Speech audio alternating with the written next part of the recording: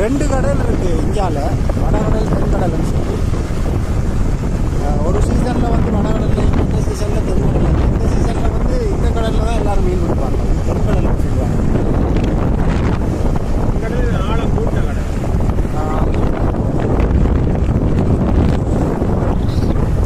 ஒவ்வொரு இதுகளை பொறுத்த வரைக்கும்